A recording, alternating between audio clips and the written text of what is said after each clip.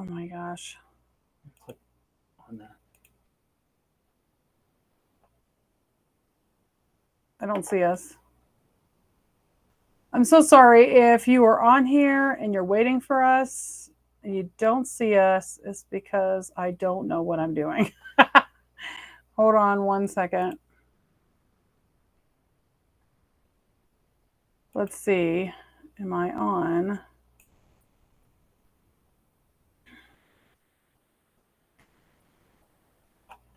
Okay, I have no idea if I'm on or not.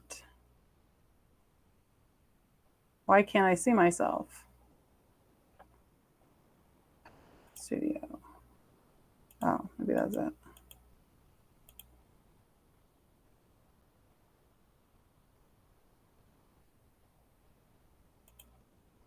Nope. I never had a problem with this before, so this is interesting.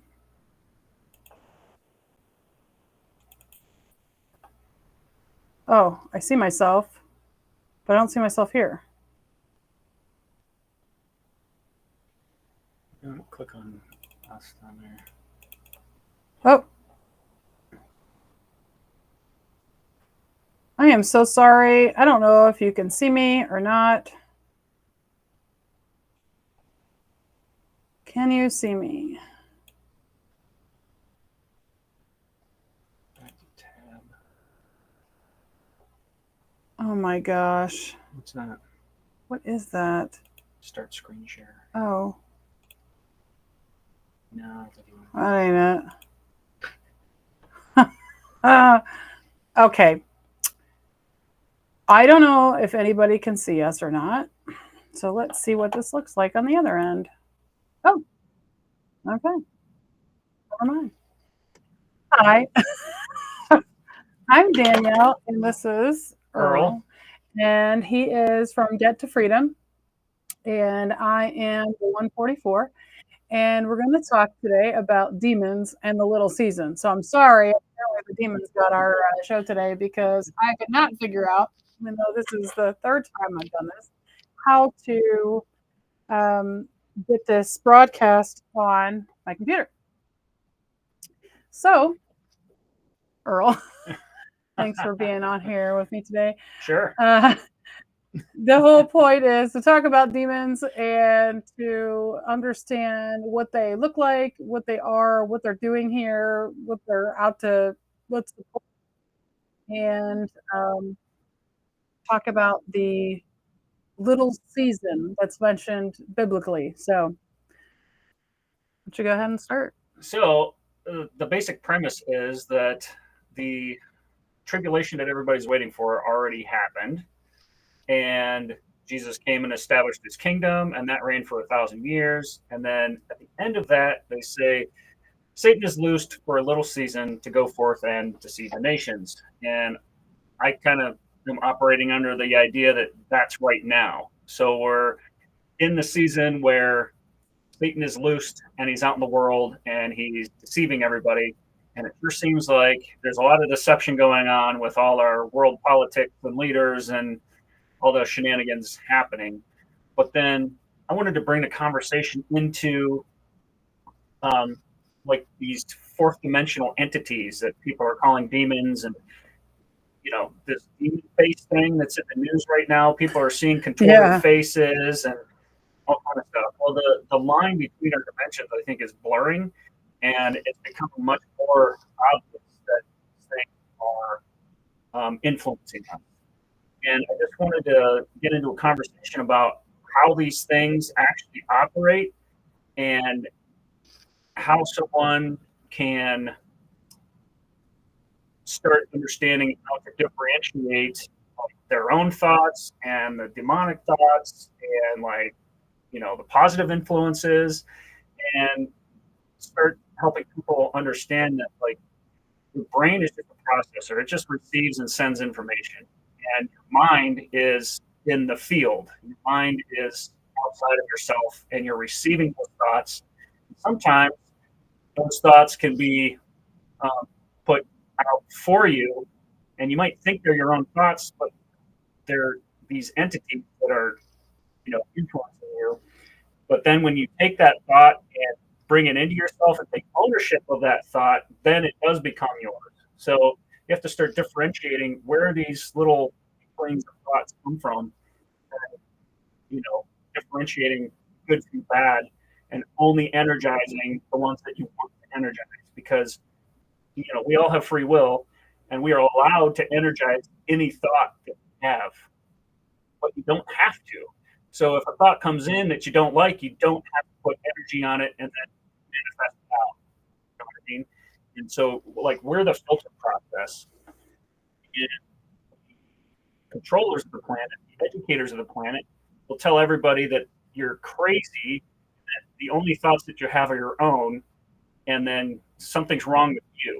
Like, something's wrong with you, you're thinking thoughts, feel guilty, feel ashamed, feel all these things, when it's really these things that are just trying to influence you. And once you recognize that these things are actually real, it becomes a whole lot easier, and it explains a whole lot of things that are going on and what we're all seeing and feeling right now.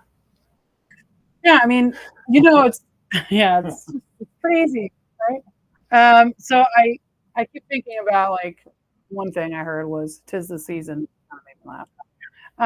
And then the other thing was, as I was just telling him, I actually heard in my head "'Tis the season," which is kind of funny. But that's exactly what we're talking about. So I wasn't actively. What's that? Oh, I wasn't actively thinking about anything. I was just listening. And then these thoughts were coming into my head. And so that should tell you something. Like, so you would know whether it's something that you were actively trying to figure out, like a question that you might have wanted to have answered, or maybe you just zoned out for a second and you were like thinking about dinner. But while he was talking, I heard "'Tis the season." So it wasn't like I was trying to come up with something. That's all I'm trying to say. That just proves, honestly, that not everything that you get is something that you're thinking about or you're actively trying to get an answer to. Like, it doesn't generate from your own personality. Yeah. So, also, how they tell you that they tell you everything in television, and when we were little, like, we'd have the cartoons and they have the devil on the shoulder. And it really is like that. I mean, you'll have good thoughts come in and bad thoughts come in, and you'll be like, "Oh, yeah. Oh, I never thought of it that way." And then you start listening to these thoughts, and then people will tell you that you thought of that. But I wasn't actively pursuing that thought. I wasn't, like, going towards that. And that's how I try to explain to people that those thoughts are in there. Like, that energy is in there. So, like, if you can start thinking of yourself as, like, the filter of what actually comes out into the world, because those thoughts are flying everywhere. And people say that. They'll tell you, "Oh, she has no filter." Isn't that funny? Right. Like, So you don't think about that. Like, your body, your mind, your choices are what filters the good from the bad, from the ether, from the field, from God or Satan or whatever. Whatever comes through you is what comes into the world. So if you can actually be a real stopgap for all this evil stuff, because if you're having all these evil thoughts flood your mind, but then you refuse to energize them and choose something else, then you've just stopped a whole lot of evil from coming out, right? Yeah. So we all have a good responsibility in it, and if you want to change the world, just start being a good steward and a good filter for what actually comes out. Stop energizing the bad thoughts and stop feeling guilty for those thoughts being there, because most of the time they're not even from you or from the dark entities that are running rampant right now in this little season. Yeah, for sure. It's funny, though, like, whenever you're trying to talk to somebody about this stuff and they absolutely say that, "Oh, that doesn't happen," or "Oh, you're nuts," or "Oh, you're a conspiracy theorist," or whatever. But it's like, I'm not trying to, I don't know, be difficult or whatever. I just, I have thoughts, like, I have opinions on things, and when these things come into my awareness, I guess, so like I'm an antenna, say, Mhm. and I receive the information and I receive it from anywhere, and I choose to make my own reality, what I choose to put out into the universe, and which is, in essence, how everything was created anyway, right? Through thought first, thought, Mhm. speech. In the beginning was the Word, and the Word was with God, and the Word was God. So the Word is out and is creating all of these things. And so, we have a lot of power with things that we say or do not say. And so, that's why it's extremely important to obviously listen to the right. It's kind of it's kind of crazy. We have a lot of responsibility to make sure we're listening to good things and not bad things. So one of my favorite examples from Aaron Abke, thoughts in the field are like a grocery store aisle. And the thoughts that you think the most are kind of on the middle shelves, the ones that you always grab, the ones you're always gravitating to, the ones you always use. But you'll have some thoughts that you hardly ever think kind of like on the top or bottom shelves, and you have to really reach for those to bring them to you. Yeah. But so if you're always thinking negative, evil thoughts, then the row is filled with negative and evil thoughts that you can easily grab and energize.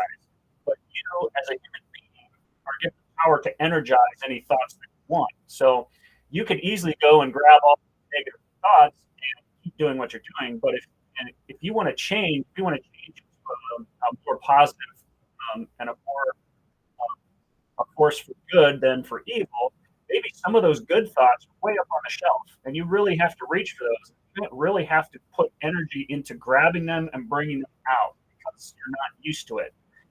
And it's like breaking a habit, getting out of the rut that you're always in, because the thoughts that you always energize are going to be easy to reach. It's going to take some effort to grab the ones that you want to change life with, but you have the power within yourself to energize whatever you want.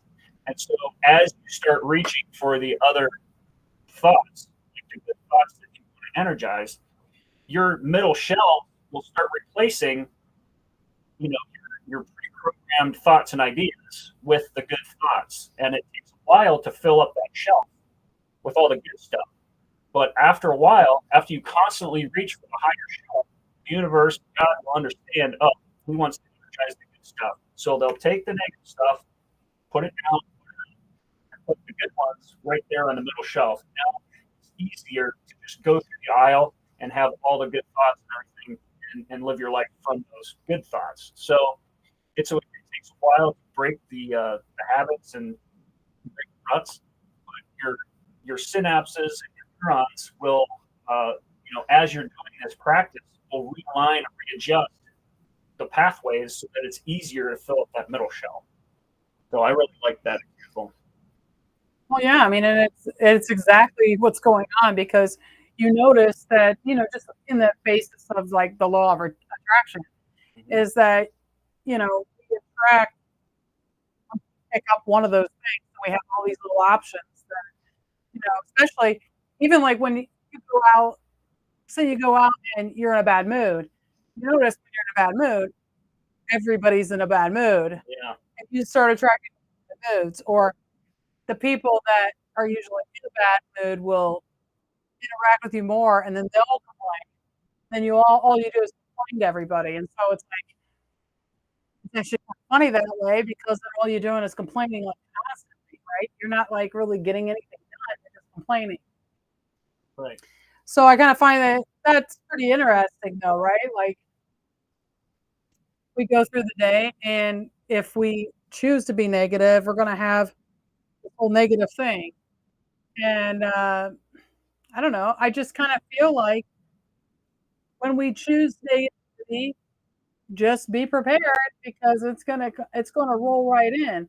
And it's the same thing with positivity. Like, whenever you like you're really, really happy and then you like go see, I don't know, like a baby or something at the store and you smile at a baby and the baby smiles back, waves at you, and it just makes you feel good. And then you look around and maybe other people are seeing it. Or you see those videos like on YouTube where there'll be somebody laughing, like they'll be like looking at their phone and cracking up laughing, and then the whole entire like subway, you know, Yeah, they're like laughing and everybody's infectious laughter. yeah, and it's like it's really happy and it's really positive. So like I kind of feel like that would be like a really good example that if you're in a negative frame of mind, stay at home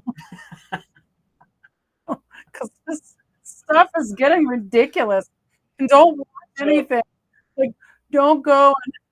So I know, like during our Dark Night of the Soul stuff. So well, he's my husband. We had to do this stuff together. So it's like he was going through his crap. I was just like, oh, wave from me, and he was like, get away. And then like when I was going through my crap, he was like, see ya, like. yeah, a lot of this stuff is a lot easier to go through it alone. And if you're uncomfortable with this stuff, please give the other person their space if when they need it. You know, it's very helpful. So so what do these things want? What is the purpose of having all these demons running around, influencing us, trying to get us off our track? And what do you say? Why? What's their purpose? Was all the demons and stuff. Yeah. You know what? I've thought about this forever, and it's just like they know that their time is up. I guess just like, huh, like it's really because I've thought about this my whole life, and it's like I've been awake pretty much forever, and to the point where I've seen these things and I know what they look like, and then it's like just to mess with you, I guess, just to torture you. Like I honestly don't even think it's now. It's just stupid. I don't even think it. I don't even take it personally anymore. I'm so annoyed. It's so dumb, and it's like we're supposed. There's people here that are, I don't know, an influence over others to help in a positive way. And so the people that are talking about this stuff now, those are the people that are supposed to be an influence in a positive way, the positive, right? And that's why this channel's called the 144 because that's what the 144 are. Like that's what they are. Like they're these ones that are supposed to bring in a great multitude of people to a better vibration, to a happier life, to Christ, to this being anointed type situation, to stop the negativity, to stop the evil. And I mean, at the lowest, to me, at the very least that we're supposed to do, the very least, is that we're supposed to be positively influencing people. The very least. So I mean, if you think, okay, I'm gonna go outside today, and I'm going to completely get every single person. Well, that's not good. Yeah. Well, So they I said, mean, misery loves company, so people yeah. go out and try to bring everybody down to their And level. I'm not saying that I haven't done that because and it's like I think you get to a certain point where you're just like so tired of hearing yourself and I'm done. And it's funny because he and I were just we complain to each other, but we don't complain to other people because we try to keep that positive vibe going. Like he'll be positive at work. He's very, come on, keep the faith, do it. Yeah, woo. And I'm just like, no, glass half full. And everybody's like, ooh. And we get home, ooh, people. And, and it's like, I mean, we're no different than in that respect, but when you go out and you're around other people, you want to be the choice of the positivity. I So want to be that positive choice that people choose. Like, who do you want to be around? Do you want to be around the negative Earl or the positive Earl? and And it's funny you say that because I think honestly, this whole game reality, this game that we're playing, game of life, comes down to choosing, making the choice of being Yeah. on the good side or being on the bad side. Right. I mean, yeah. And Okay, God that's it. let Satan down in order to be on the other side, give us the contrast of what we're actually choosing. Because you're only growing up on the positive side, then you choose the positive side. That choice is a little weaker than if you have the negative side, the Satan side, the adversarial side, giving you all these options, and you choose the good side, underneath all that or through all that. So I think it's just a really messed up way to give us the contrast. And so, as messed up and silly as I think these demons running around are, it serves a purpose to force us to make a choice. Now, that choice, manifests out in that filter process that we were talking about. The thoughts come in and you make the choice what to put out in the world. And you do have an influence on what physically manifests in our reality, comes through that filtering process of the mind choices. Yeah. And then which I say though, like a lot of the people that we look at, they choose to like constantly pick the negative option. Right. So then your choice is to stay away from that. And then you think, which is really difficult, especially when you have family that chooses that. And it's very difficult because then you're constantly, well, it's biblical too, because Jesus said, I came here to bring a sword. And he said families would be up against families, like mother against father, husband against wife, I mean, it's going to be, actually, it wasn't husband against wife, but it was daughter against mother-in-law or something like that. And it's very difficult because we're supposed to, as a married couple, you're supposed to have a united front. I feel like that's a big thing for us. I feel like we should present a united front.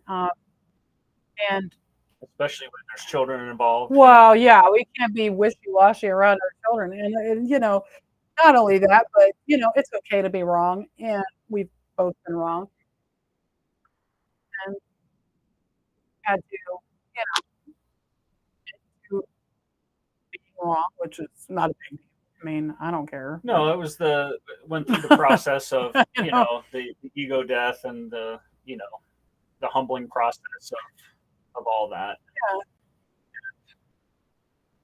No, we'll go through that process. And once you're out on the other side of that, it's much better because there's so much less drama going on, and when you're around people that have not gone through that process yet,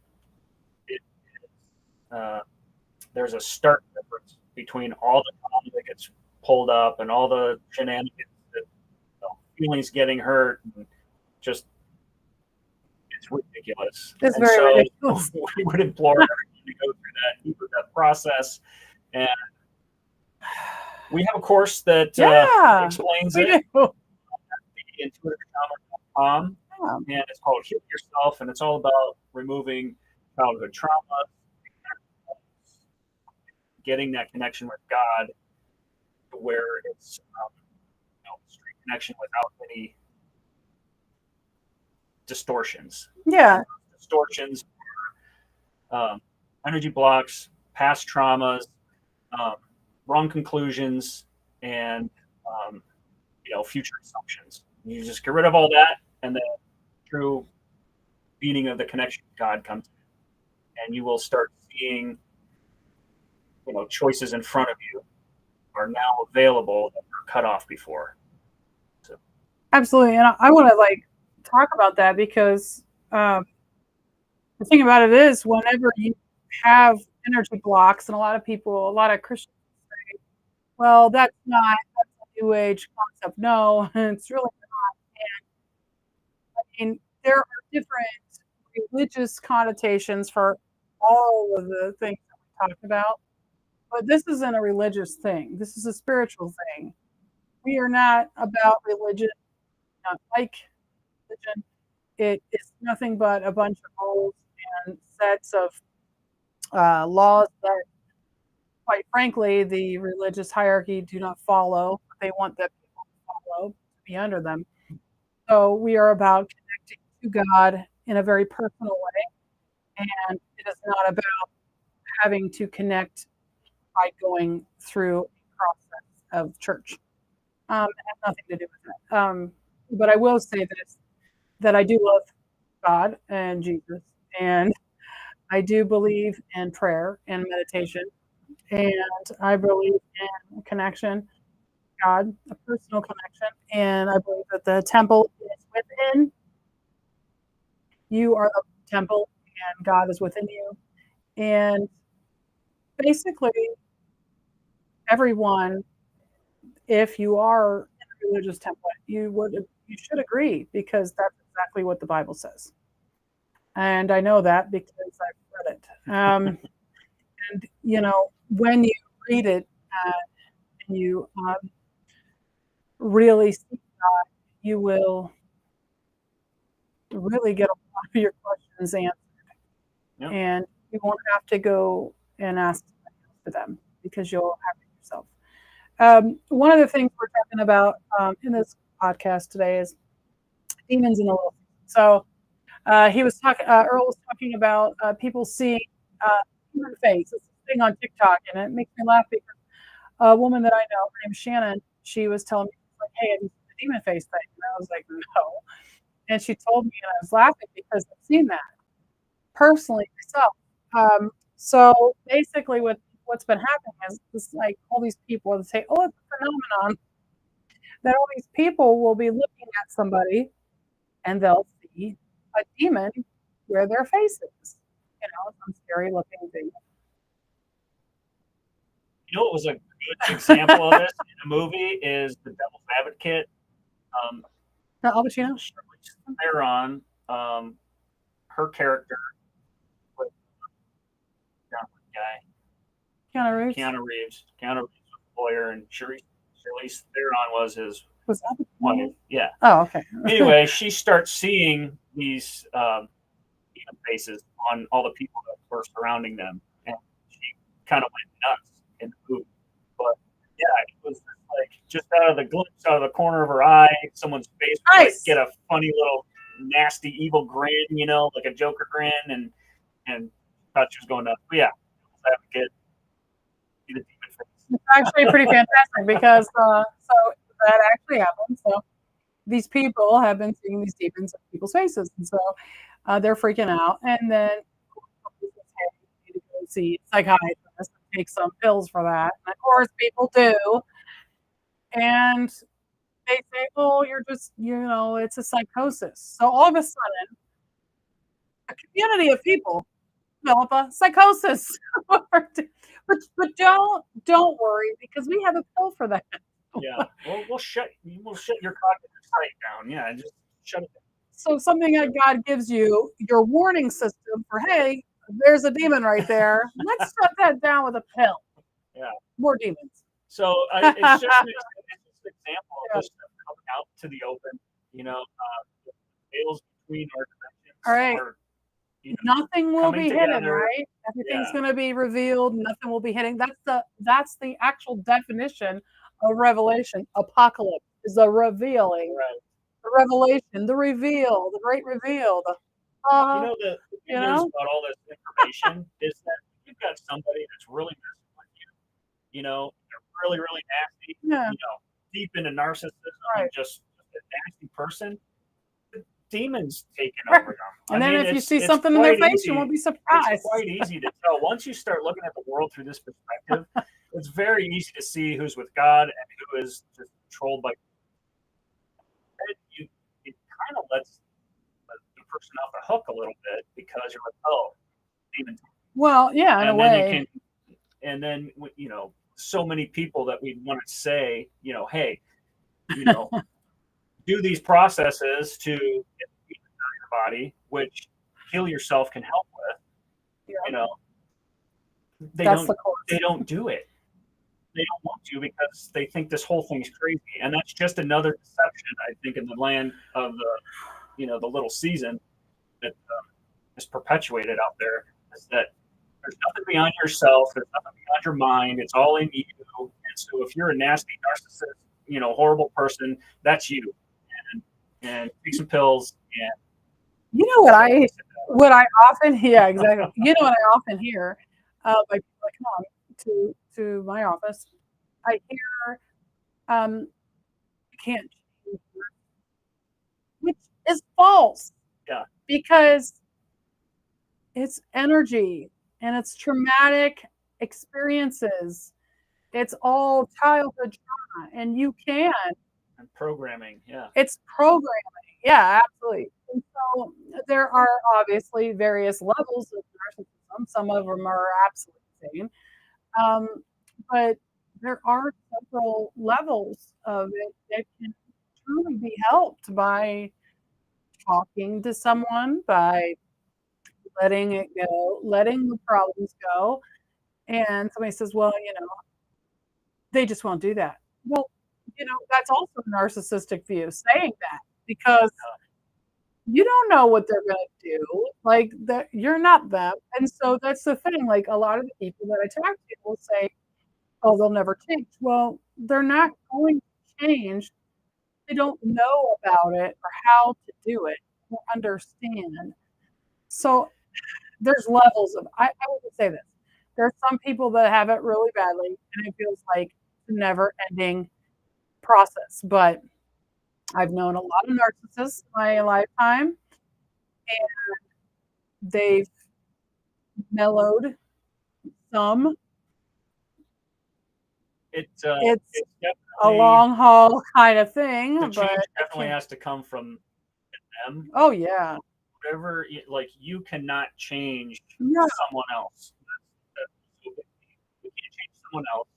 So if you offer steps to improve and they don't take them, then that's as far as your responsibility goes. You can't force anybody through it. They have to make the decision to change themselves. And until they really realize that the only way to change is through themselves, then there's nothing you can really do about it. So that's why so many people are setting boundaries. They kind of wake up and realize they're controlled by all these narcissists and all these demons that are around them. They set boundaries and they step away and they don't, interact with those people. That's okay too. Yeah. And you can decide to interact with them, but just with the understanding that, put the energetic protection around you.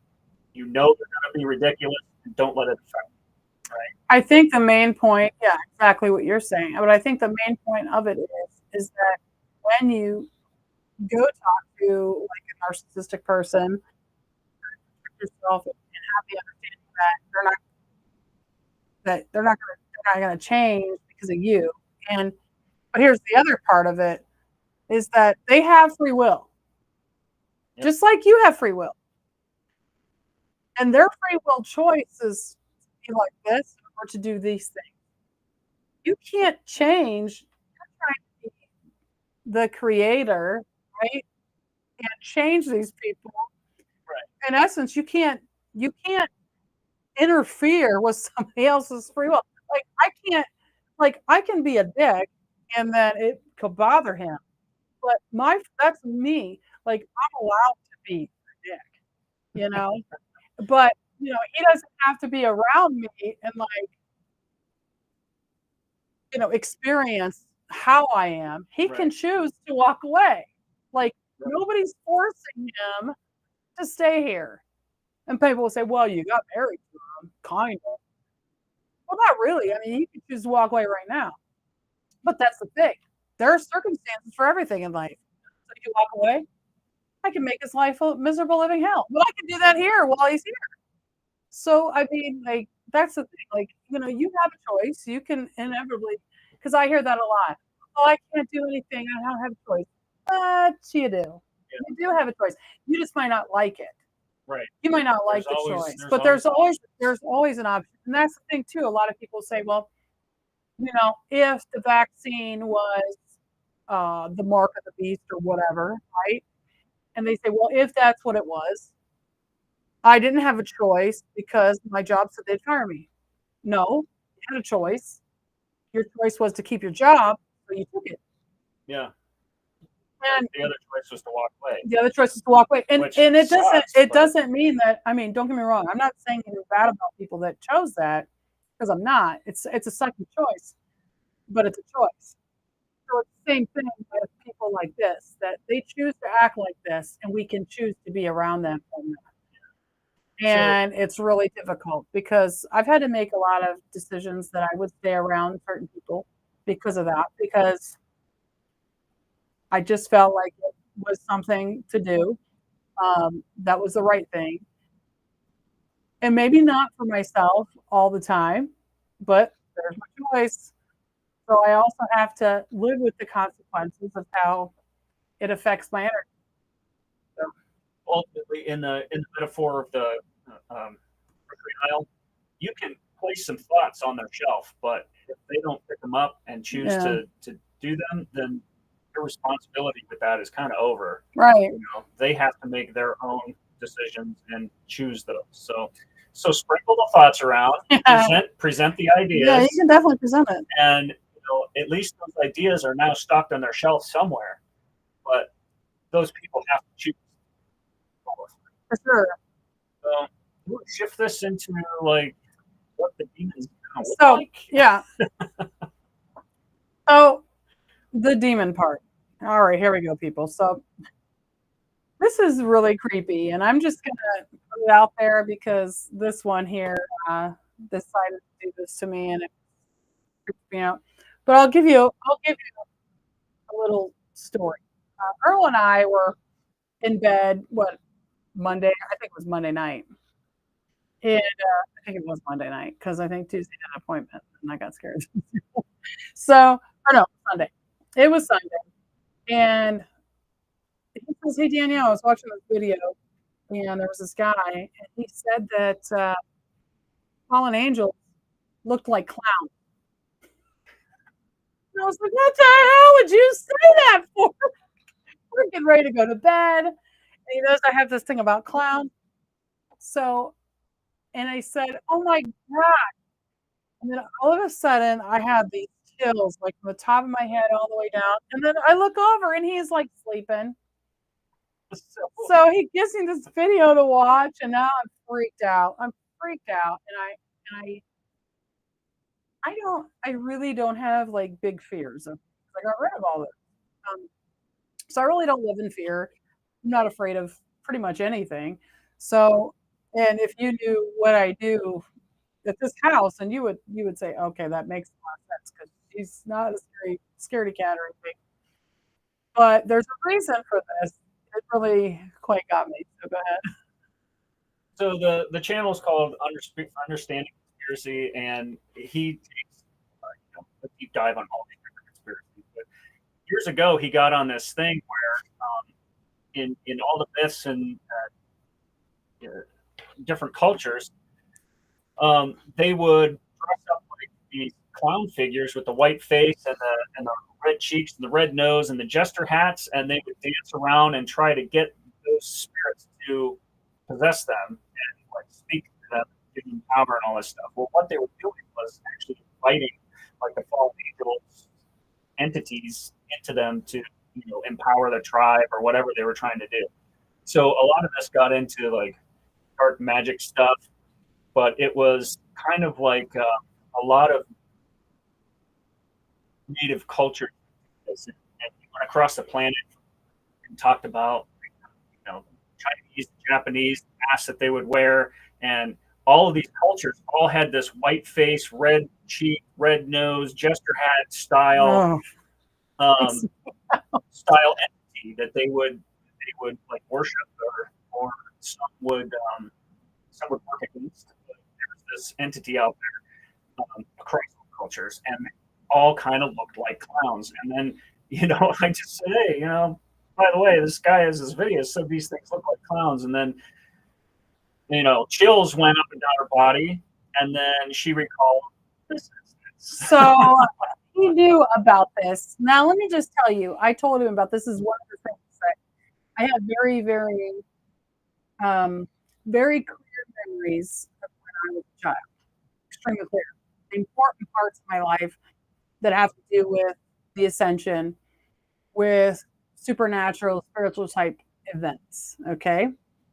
And the very first, well, there's two events that come to mind when I was four. One, I was in my bedroom, and I've told this story before on here, but I was in my bedroom and I look over, and there was a little boy, and he turned on my light, and I wasn't scared at all. I was so glad because I was afraid of the dark.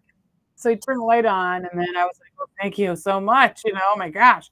There was no worry about who this kid was, how he got there, why he was in my room, nothing. I was just so happy that he was there. And he turned my light on. The next thing I know, he turns the light off, and he's out there. I was like, "Oh gosh, turn the light back on, turn the light back on, turn the light back on." And he's there. And then he's gone. He's just gone. And um, that happened more than once. That was a very clear memory. I was 4 years old. And the other memory that I had when I was four, that was a very weird experience, was my mom and dad took me to church, and I loved going to church. And my parents stopped going because of the incident. So when they stopped going, I begged and begged and begged. So I wanted to go, and my parents said, "Okay, you can go, but we're not going." So they dropped me off. So they dropped me off, and when I dropped off, I knew where the Sunday school room was. And it was at the top of these steps. So if you imagine, and I have a picture of it was so funny because I just drove past the church the other day, and I was like, "Oh, this is the church." So it's got this huge steeple, right? But when you go up the stairs, like you go up, there's these wooden steps, and at the top of the steps there was a door, like there was a hallway full of doors, and then there was a door at the end. Well, that's the room I was going to. So I walked in there, and then there was a rocking chair, and there was a person in the rocking chair, and that Sunday school teacher's name was Ruthie. I walk in, and when I got around the corner, there was Ruthie, which I thought was Ruthie, and literally my whole life, but she was dressed as a clown. So she had this just freaks me out just even thinking about it. But her face was, painted. The face. Let me say this: the face was painted. There was the hair. This was. It's creeping me out just thinking about it. Anyway, the face was painted, and I told him. I said, "Oh my gosh!" It was like right at that moment. I said, "You know what? I don't even know if that was Ruthie." And right when I oh, I got it again. And right when I said it, chills went down my crown of my head. It went all the way down my body, and I was like, "Oh my god, that was not Ruthie." And there were little things that I thought over the years. That's one specific moment that has freaked me out my entire life. And the one was that number one was that why was Ruthie dressed like a clown at church? Why? Why? And I told him, I said, "You know what? I thought about this a lot over the years. It wasn't summer. It wasn't vacation Bible school, where you would dress up or whatever. I don't even know. Why would I was the only one up there. Why was this person facing forward with the chair facing away from the door? Because we did not sit like that. And I got up there, and when I got up there, I went up, and I got around. I was like all excited. As soon as I got up there, I saw this clown, and I went, and I started screaming. I put my arms down, and I just screamed, and I ran, and I never went back. And the funny thing is, they never called and asked me where I was. They never said. Like, how old were you? 4? 4. So she screamed, ran down the steps, and ran out onto the country roads and ran home. Yeah, I ran home. So it wasn't like she just ran out of the room. It's like she did all the way home at 4 years old. Yeah, I ran. So my parents were mad at me because when I got home, because I was not allowed to do stuff like that, obviously. But I was not. My parents were very good about picking me up, making sure I was safe, and I knew that I wasn't allowed to leave or do anything like that. I knew that I'm not, I wasn't that kind of kid. I know I was 4, but I remember I was a very well-behaved child. Well, I remember very, very clearly that, my parents was like, okay, we're gonna come get you after church. You stay here. Okay, okay, mommy, okay. And hell with that. I got out of there. So So it was not a normal situation. So why is this clown at church, right? So he's known this. I told him this like years ago, years probably when we were dating, because I share. so interesting that we go through this heal yourself process where you remove all your fears and triggers and all these things. So Yeah. I'm thinking this must have been one that was way down in there, and I wasn't even really, it's right before bed. I wasn't really even thinking about like scaring her or anything, but it was something like we get up way early before work and we talk about stuff. I wanted to just kind of say, hey, just throw this subject out, think about it, and then we'll talk about it in the morning. And I said, hey, there's this guy that says Nephilim look like clowns. And all of a sudden she freaks out. She's like, oh my God, why would you say that? Well, it's because this deep-seated fear was still in there. And then it was obviously, I was supposed to say it to expose it. Welcome. Yeah. So I'm in here. Okay. So I do energy healing. So this is my office. So I'm in here and I'm having a very late appointment. And this appointment's going for a very long time because of the work I do. So after my appointment leaves, I am now afraid to walk from this house to my house. It's about 50 feet. Door to So door. terrified I could barely even function. And it was so ridiculous. I sat in here and I was like, oh my gosh. And I'm like texting my children to help me across the parking lot. So anyhow, I was like, this is so ridiculous. And so I was praying and talking to God, and I pictured the light and I brought it out and the full armor of God. And I got up and I laughed and I walked across the thing and I let it go. But this is what they look like. So this is really interesting because then you get into like, okay, so now we have the imagery of these clowns Yes. all around us. Look, and now what? They're at birthday parties for kids. Yeah. Now they make them like silly funny, but you have the whole trickster jester thing going on in the carnivals, the circus, the rodeo. But think about now, this is what comes into my head, right? And I look at him and I said, oh gosh, this really freaks me out. You remember 2019, 2020, when all those stinking clowns were coming out of the woods and they were grabbing people? Yeah, what was up with that? Well, now it's kind of makes sense. Right. And now it's like, okay, so now, yeah, people probably think, well, you two are crazy, but I mean, come on, that's really strange, right? If you think about it in the context of Little Season, these entities, plus also this guy has a whole bunch of interviews how people would see these things, spiritually and psychedelically. So it's not just ancient culture stuff. People are seeing these things in the fourth dimensional space. Okay, so it makes sense in the Little Season. These things are running around. It's kind of what they look like, and we've got the icons of like McDonald's and things like that. Yeah, that's actually really creepy. You think about McDonald's. But then all of a sudden, the horror film industry comes out and they start turning these clowns like really nasty and scary. And I always thought it was scary because they make like this funny little like birthday clown, like something a kid would like, and then turn it really evil. So it was like, oh, that's why it's evil. Oh no, there's much deeper reason why these things that's what I thought too. Buried in our unconscious. And why it's so freaky. Oh, I just thought of something. I just thought of something. The Jack in the Box thing. And it goes like this, up and forth like a snake. Oh, geez. So, like, I started thinking about it, and like, here's the other thing about it is that so you have all these ways to freak people out. Okay. So yes, all right, kids, you trust them, right? Okay, all they're cute and funny, and then all of a sudden, they're evil or whatever. Yeah. But you would think, like in this particular, when you think of it as a little season, you would have to get people scared pretty fast, like freak them out, and have them do. Like, I think it's very odd that a lot of people are so into these like horror movies that they're like Yeah.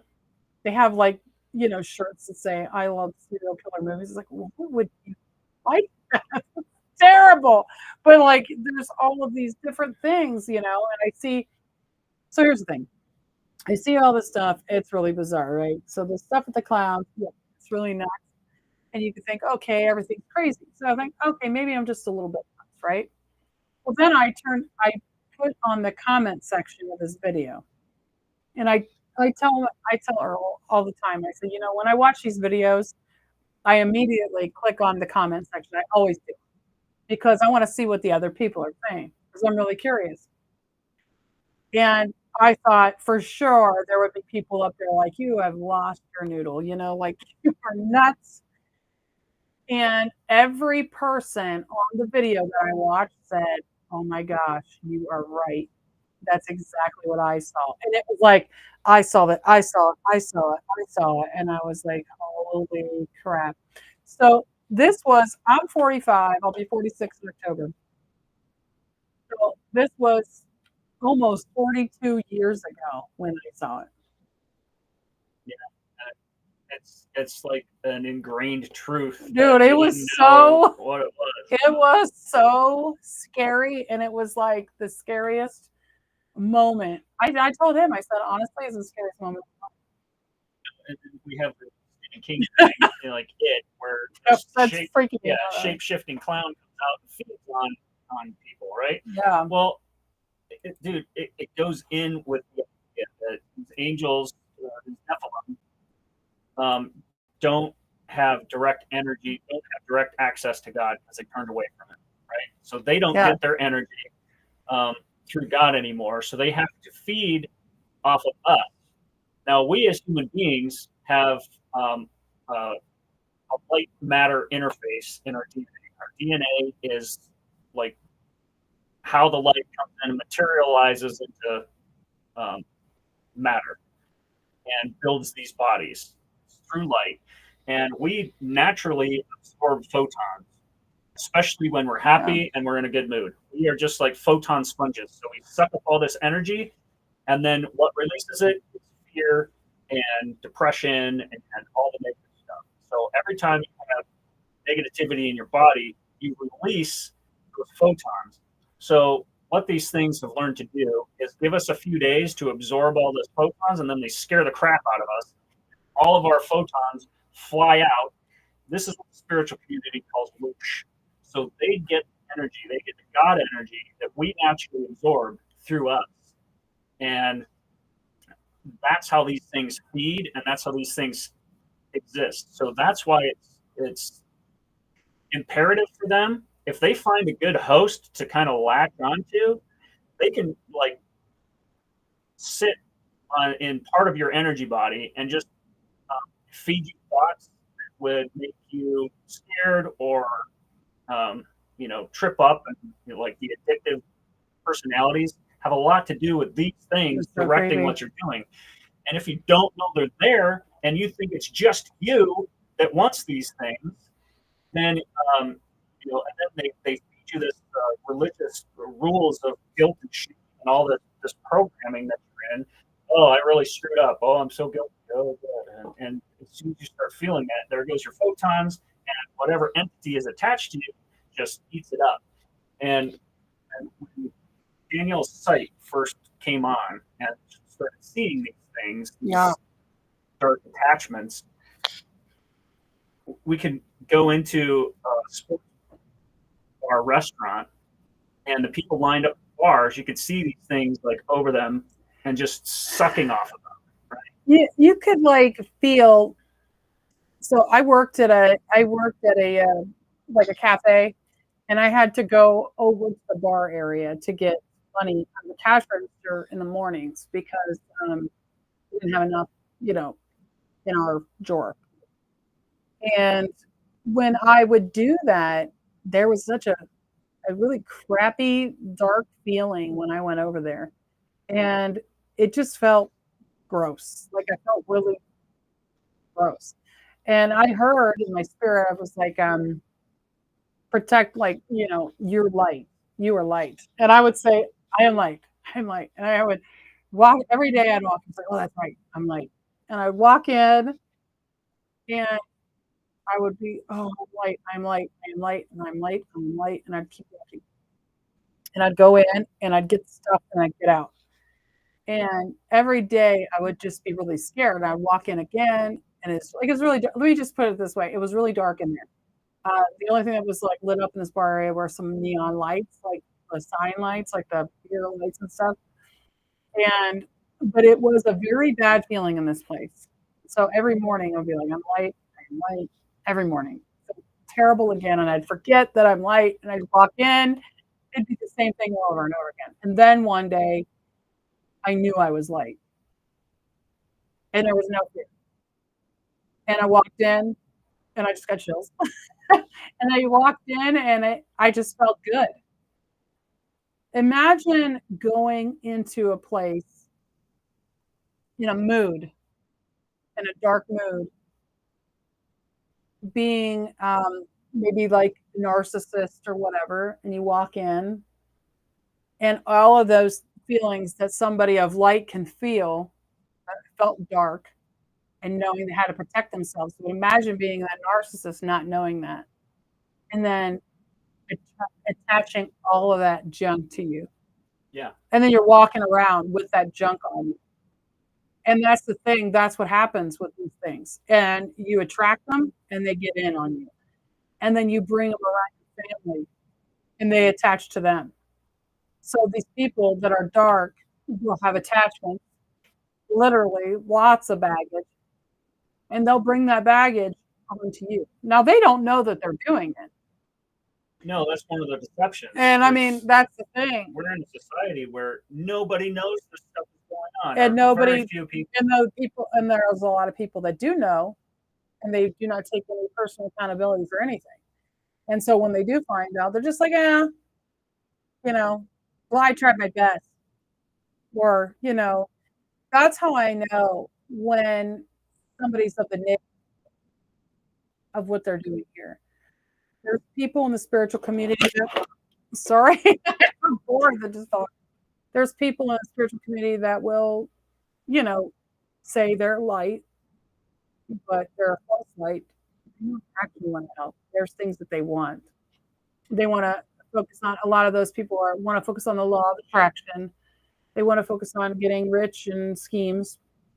Now, don't get me wrong, you can make money and bring things into you like a kingdom way, a positive kingdom way. But you'll notice the people that actually truly do want to help people and want to build positive relationships and positive businesses, such as Earl, myself. And then you'll notice people that are really just out for views and likes, and it's a lot. The thing about the jester spirit is it's the trickster, right? There's a lot of stuff going on, and I found out about trickster spirit, and they will appear to you, they will show themselves to you as light beings, as we even had a client that had Jesus show up, but it wasn't Jesus, it was a trickster spirit. That was freaky. So you have to test the spirit, and part of the process is understanding what's good and what's bad. And so when these beings present themselves to you, know what's true or not. Well, there's tricksters, there's these jesters. This goes in with the theme of the clowns, right? You present yourself as one thing, then you're not, Yeah. And this kind of tricking people is what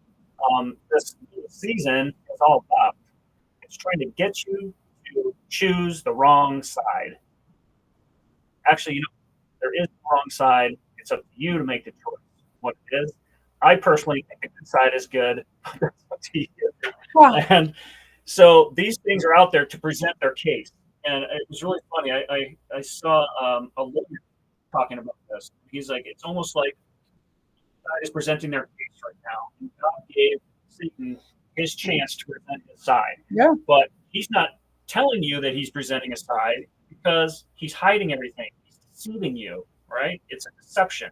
So each side has their chance to make their case, and it's up to you to choose what you want. There's a lot of people that think that, I don't want to get political because it just gets us nowhere, to be honest with you. But let's just say, we won't say what they are, even though I know. But we have two teams, and there's only two teams. That's it. It's this team or this team. That's it. It's the same thing. It's the Same exact thing. Yeah, it's the illusion of choice. Yeah. And really, the solution is neither of those choices. Right. And you have to, but it's the same thing Yeah. in spirituality as well, because you get to choose. You have to choose. You don't get to just do what you want, Yeah. because it doesn't even matter. So that's an illusion as well. Because the illusion is separation, because we're not separate. We're all connected. That's the entanglement. So I guess you choose to figure it out and positively connect yourself, or negatively connect yourself. It's a polarity. It's like hooking up to a battery. Well, one battery is going to die. Yeah, so you got the choice. So at the end of all this, there's the white throne judgment. We're all judged by our work, and those that are liars, cheaters, and bad people, don't get to enter the good place. Quoting that show that we watch. Yeah. So now whether there's a burning of eternity and all that stuff, I don't know, but there is going to be a choice and judgment coming, and it's you might as well get on the side that you want right now, because all these demons, Nephilim clowns, and Satan's little minions don't get to go on. I feel like anything that dresses itself up to look like something that really isn't, it's probably not what you want in the first place. Yeah. So the whole point is to be authentic and actually do without. Because you dress up a pig, it's still a pig. Pig in a dress. Yeah. And so you're either going to decide that you've had enough of your own shit. You're going to be a good person, and you're just going to figure it out and just forgive yourself and to let it go. Or you're going to continue to do some of the things that you do and just,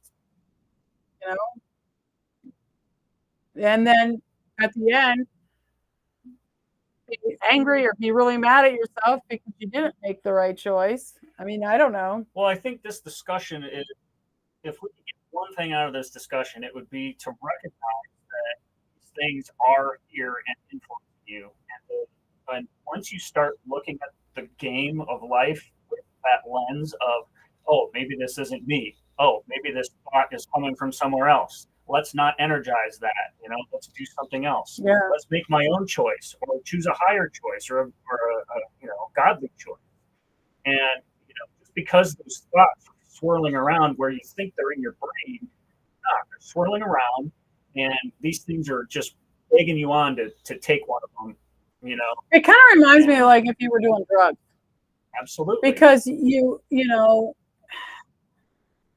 how like when you eat chips, like I'm going to try to think of something that's not food addiction, probably. So whenever you get a bag of chips or something that you really like, maybe candy or whatever, and you're not really hungry, but you're just going to shove that food in your mouth anyway. And you just keep going and you just keep going. And then you're full and you're just like, you really just, you got to have it. It doesn't make any sense.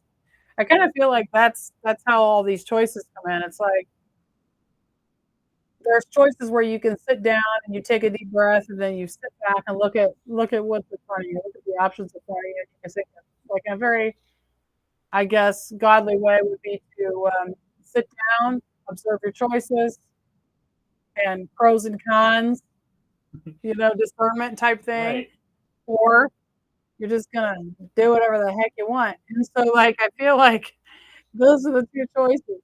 You may choose the right thing, for yourself, fast, but it would be a better option to observe than choose rather than just reach out and take it. So the other thing to say is that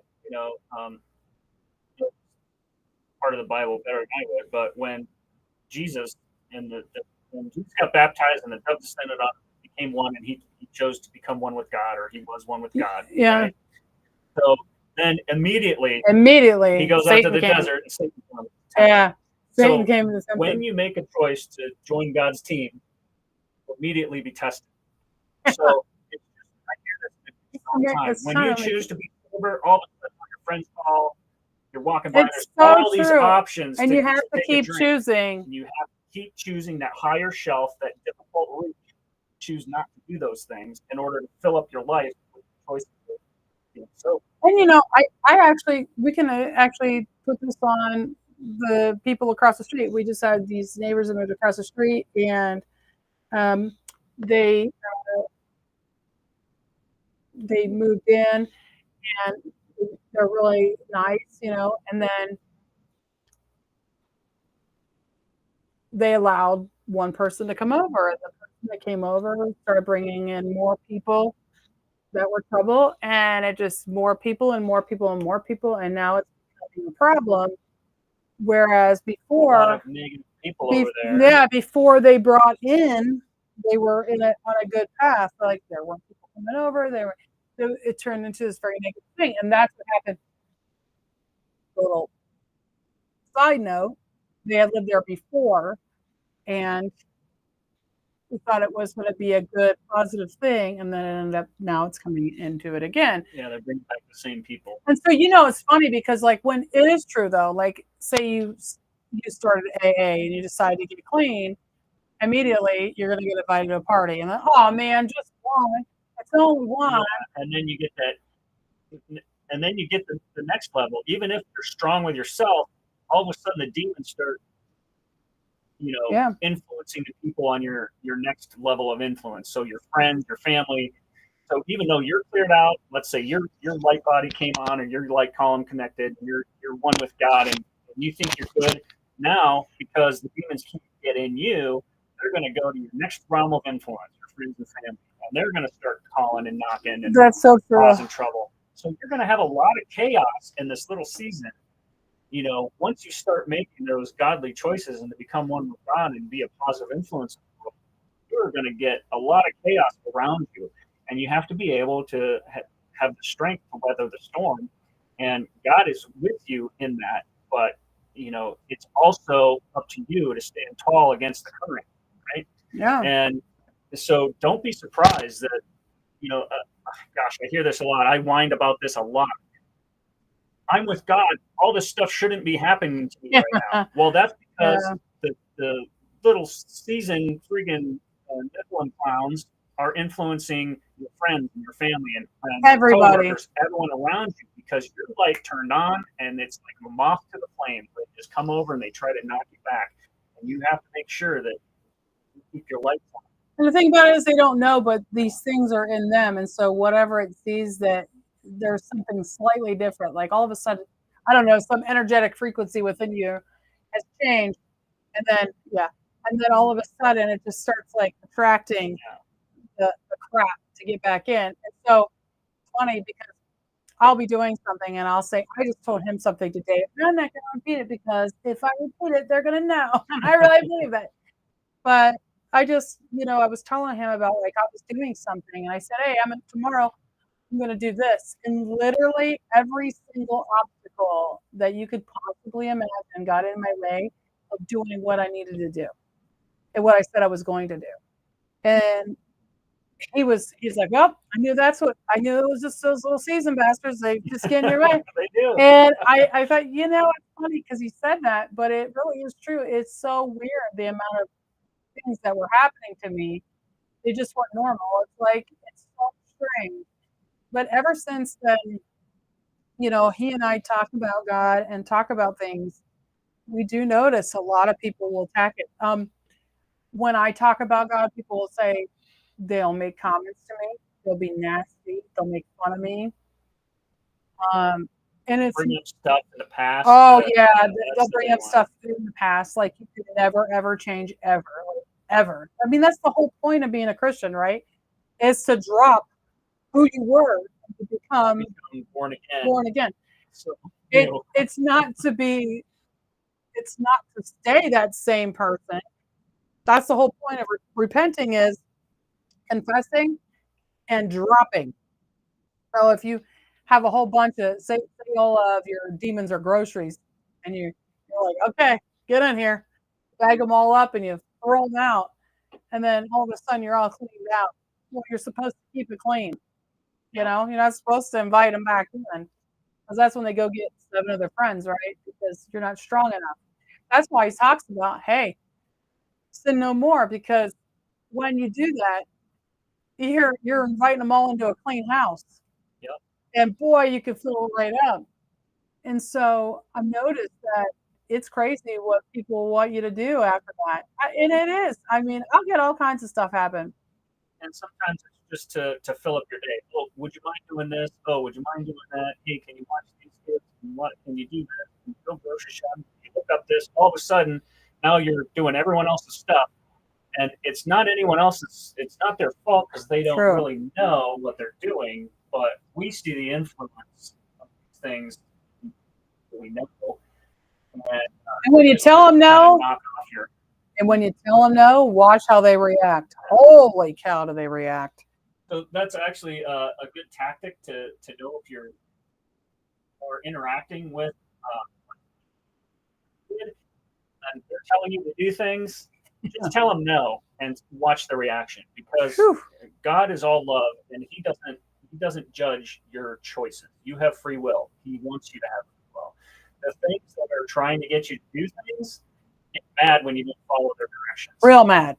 So if you tell them no and they start getting angry and telling you all the horrible things that are going to happen if you don't follow their directions, that's a negative being tending to be a good one, right? That's a trickster spirit.